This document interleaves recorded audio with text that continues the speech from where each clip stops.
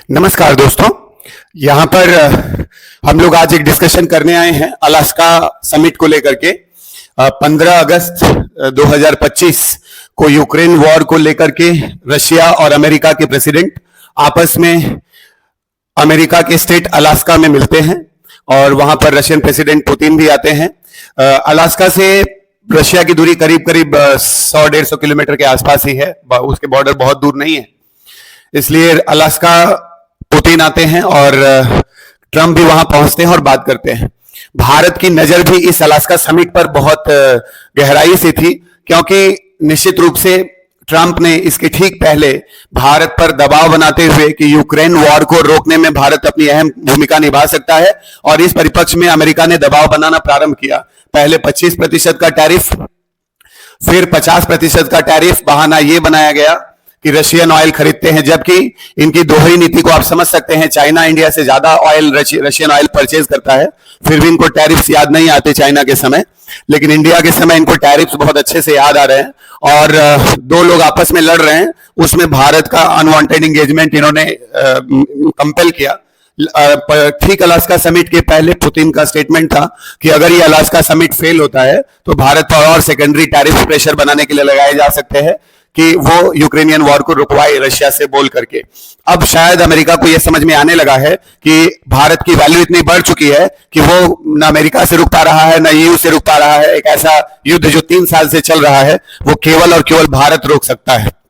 अब निश्चित रूप से भारत एक ग्लोबल पावर के तौर पर आ चुका है और भारत एक ग्लोबल पावर बन चुका है, ये अमेरिका भी समझता है, और शायद कहीं ना कहीं उसकी सुपीरियरिटी कॉम्प्लेक्स को धक्का लगता है अगर भारत ग्रो करता है। फिलहाल मैं अलास्का समिट की बात करूंगा। अलास्का समिट में पुतिन और ट्रंप आपस में मिलते हैं। टेक्निकली अगर कहेंगे तो बहुत कुछ नहीं निकलता है, क्योंकि ट्रंप अपने आप को निगोशिएशंस और डील के माहिर समझते हैं, और इस विषय पर उन्होंने रशियन प्रेसिडेंट को सोचा कि डील करवा लेंगे, कुछ ना कुछ दे लेकर के बात करके यूक्रेनियन वॉर को रोक पाएंगे। लेकिन पुतिन उनसे बड़ा मास्टर आदमी है।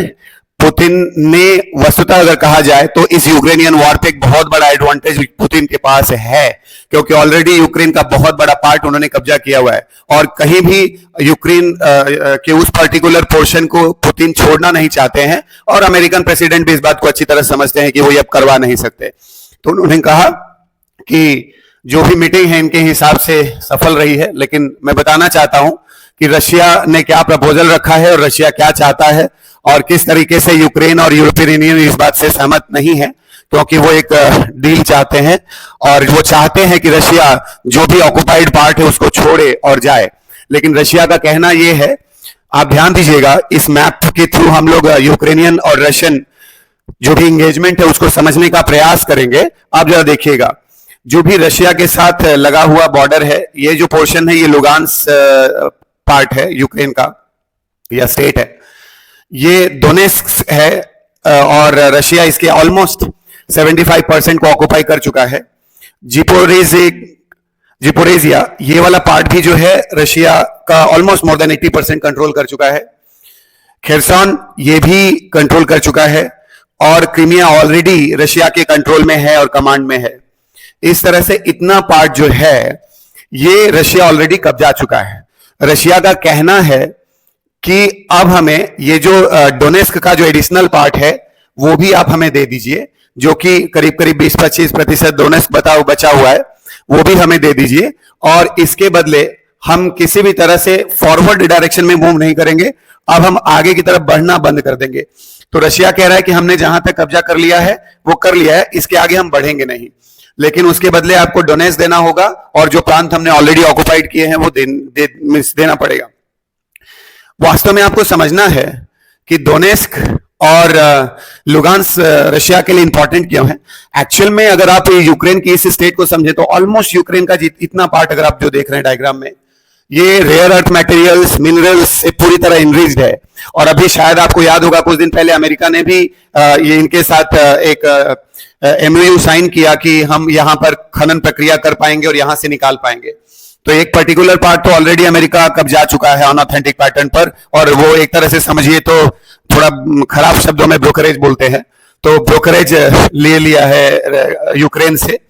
उसके बदले डोनेस्क एक ऐसा, डोनेस्क और लुगान्स्क बेसिकली ऐसे प्रांत हैं जो इकोनॉमिकली काफी ज्यादा इंपॉर्टेंट हैं यूक्रेन के लिए। ऐसा ही समझिए, ठीक है। एक मोटा एग्जांपल मैं आपको देता हूं कि आप कहिए कि भारत से कोई मुंबई और हैदराबाद या बैंगलोर ले ले, तो निश्चित रूप से भारत देना नहीं चाहेगा। डोनेस्क और लुगांस्क लगभग वैसे ही रखते हैं, इसलिए पूरी तरह से यूक्रेन को फिर से नए सिरे से अपनी इकोनॉमी और सारी चीजों को बनाना पड़ेगा, जो बहुत कठिन होगा। अब पूरे युद्ध में यूक्रेन चाहता है कि रशिया पीछे हटे और जो पार्ट कब्जाया है उसे छोड़ दे। इसी पर डील हो सकती है, और यूरोपियन यूनियन भी लगभग ऐसी ही भाषा बोल रहा है। लेकिन रशिया इस मूड में नहीं है कि वो यूक्रेन के किसी भी पार्ट को छोड़े, और रशिया भी जानता है कि उनके लिए इस पोर्शन पर्टिकुलर का इंपॉर्टेंस कितना है। और रशिया लगभग अपने यूएसएसआर को बनाने वाली मुद्रा में है, क्योंकि आने वाले समय में जो भी रशिया टूटा था उसको जोड़ने का प्रयास करेगा, और कर रहा है ऐसा लगता है, क्योंकि ग्रेटर रशिया को लेकर के पुतिन कमिटेड है। तो यहां पर यह बात है। अब पता लगा है कि कमिंग मंडे 2025 अगस्त जो जेलेंस्की फिर जाएंगे ट्रंप से बात करने के लिए। जेलेंस्की वहां गए थे, पूर्ण रूप से बेइज्जत हुए थे, फिर जाएंगे, बात करेंगे, और कितना मिनिमम लॉस पे काम करवा सकते हैं शायद अब ये समझना होगा। यूक्रेन अगर मानेगा नहीं, रशिया अगर मानेगा नहीं, तो अमेरिका मीनिंगलेस हो जाएगा, क्योंकि इस बार अमेरिकन प्रेसिडेंट पूरी तरह से जो है वो केवल और केवल नोबेल पीस प्राइज की मुद्रा में है कि मुझे नोबेल पीस प्राइज दिलवा दो, उससे उनका काम हो जाएगा। भारत के साथ 1 महीने में उन्होंने जो व्यवहार किया है, भारत उसे अच्छी तरह याद रखेगा, और भारत हिसाब सबका करता है, समय सबका आता है, समय का इंतजार करेगा भारत भी, और भारत माहिर है इसमें। यहां पर अगर आप देखें और समझें तो इन्होंने कहा था कि अगर रशिया और अमेरिका के बीच में अलास्का का जो समिट है वो सक्सेसफुल नहीं होता है तो इंडिया पर एडिशनल सेकेंडरी टैरिफ्स लगा देंगे। ये बहुत बड़ी बात थी इंडिया की हैसियत से कि अनवांटेड पैटर्न पर यूक्रेनियन वॉर में आप घसीट रहे हैं और भारत को दबाव बनाने की कोशिश कर रहे हैं। चाइना पावरफुल है, चाइना पे आपका बस चलता नहीं है, आप चुप हो जा रहे हैं। इसलिए हम सभी को इस बात को ध्यान देने की जरूरत है कि भारत को आर्थिक रूप से बहुत ही मजबूत बनाने की आवश्यकता है। हम अपने पैरों पर खड़े हों, कल अगर पश्चिम भी हमें काट दे, अमेरिका भी काट दे, तो हम अपने आप को पूरी तरह निकाल पाए। जैसा कि रिपोर्ट्स और बड़ी बड़ी एजेंसीज कहती हैं कि अमेरिका के इन टैरिफ्स का भारत की इकोनॉमी में बहुत ज्यादा फर्क नहीं पड़ेगा और बहुत सारी चीजें बदलेंगी नहीं। अमेरिका इंडिया ने न्यूक्लियर जब टेस्ट किए थे उसके बाद के सैंक्शंस को झेल लिया, तो ये भी बहुत बड़ी बात नहीं होगी। लेकिन ये वस्तुतः एकदम सत्य है कि आने वाले समय में भारत का जो प्रभाव है वो निश्चित रूप से बढ़ने वाला है, और भारत अमेरिका हो या रशिया निश्चित रूप से अपने पावर की को दर्शाएगा, और भारत एक सुपर पावर के रूप में उभर रहा है। शायद अमेरिका ने भारत का ये काम और आसान कर दिया है आने वाले समय के लिए। निश्चित रूप से रशिया और इंडिया के बीच की जो दोस्ती है वो एक अलग आयाम पर है। रशिया की दोस्ती भारत के साथ टेस्टेड है, परंतु ये बात प्रूफ हो चुकी है कि अमेरिका ने सुबह तो हाथ मिलाया है बट रात को बैक स्टैब किया है। अमेरिका का व्यवहार एक बैक स्टैबर की तरह ही रहा है, उन्होंने बैक स्टैब किया है, ये मानना होगा। और पुतिन शायद अमेरिका के साथ और जो कोल्ड वॉर की सिचुएशन थी, लगभग वर्ल्ड ऑर्डर उसी दिशा में अब जा रहा है। तो ये समझने की आवश्यकता है कि पुतिन अमेरिका को कहीं ना कहीं निश्चित रूप से डीवैल्यू करेंगे। अब अमेरिका का जो स्टेचर है वो डाउन होगा, और इसमें ट्रंप का बहुत बड़ा योगदान होगा। ट्रंप अमेरिका को कहीं ना कहीं, उन्होंने कहा था कि we will make America great again, but लगता है कि अमेरिका को कम से कम फॉरेन पॉइंट ऑफ व्यू से, लाइक उनके जो रिलेशंस हैं, उनके विश्वस्त मित्र भी अब उनके साथ नहीं है, कम से कम 50 साल पीछे खींचेंगे ट्रंप। तो ये एक इंफॉर्मेशन थी, ये एक बात थी जो मैं आपसे शेयर करना चाहता था।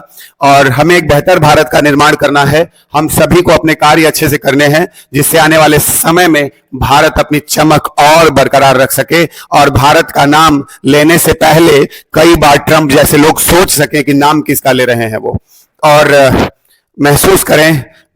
कभी कभी एहसास कराना जरूरी होता है। तो बहुत बहुत धन्यवाद है आप सभी लोगों का। फिर मिलेंगे, शुक्रिया। आप सभी लोगों का दिन शुभ हो।